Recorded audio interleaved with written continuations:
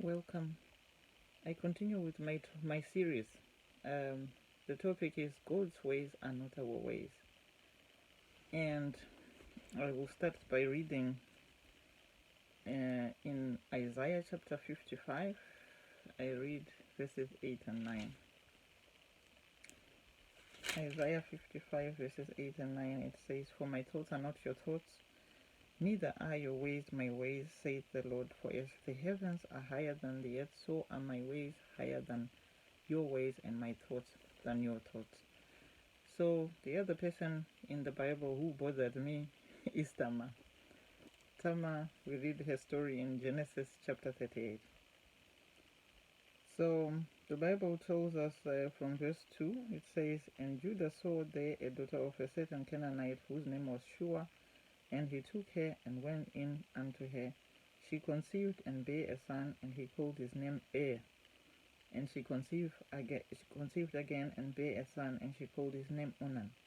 And she yet again conceived and bare a son, and called his name Shelah. And he was at Kezib when she bare him. And Judah took a wife for his firstborn, whose name was Tamar." So Tamar was the daughter-in-law of Judah. And then Judah's firstborn, the Bible tells us, he was wicked in the sight of the Lord, and God slew him. And Judah said unto Onan, "Go in unto thy brother's wife, and marry her, and raise up seed for thy brother." That was how they did things. They didn't want the name of a son to be lost. You needed to have posterity, offspring.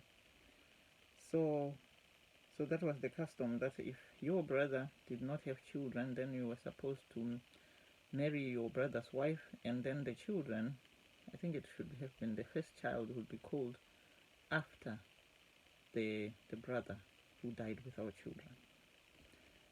So Onan, the Bible tells us that Onan knew that the seed should not be his, and it came to pass, when he went in unto his brother's wife, that he spilled it on the ground, lest that he should give seed to his brother. And the thing which he did displeased the Lord, wherefore he slew him also. So Onan died, died, and now we know there's Shelah.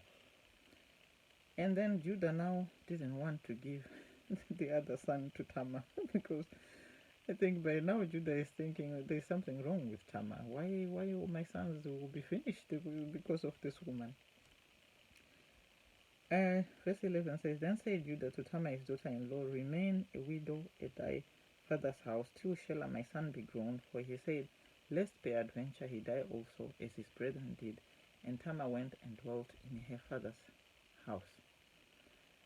Then with time,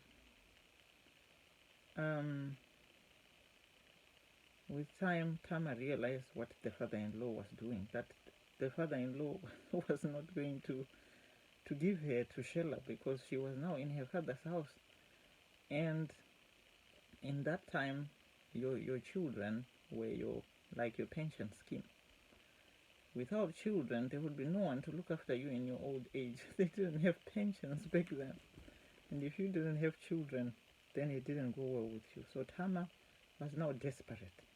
And desperate people take desperate measures. In the process of time, verse 12, "The daughter of Shua, Judah's wife, died, and Judah was comforted, and went up unto his sheep shearers to Timnath, he and his friend Hira the Adullamite. And it was told Tamar, saying, Behold, thy father-in-law goeth up to Timnath to shear his sheep. And she put her widow's garments off from her, and covered her with a veil, and wrapped herself, and sat in an open place, which is by the way to Timnath, for she saw that Shelah was grown, and she was not given unto him to wife. When Judah saw her, he thought her to be an harlot, because she had covered her face." So the father-in-law doesn't know it's his daughter-in-law, and the Bible tells us that he thought she was a prostitute, and ends up sleeping with his daughter-in-law, and then she became pregnant. She had twins. And then Judah was angry and said, "Bring her out so that she may be killed, because she is not supposed to behave like that. She has misbehaved. How come she's pregnant?"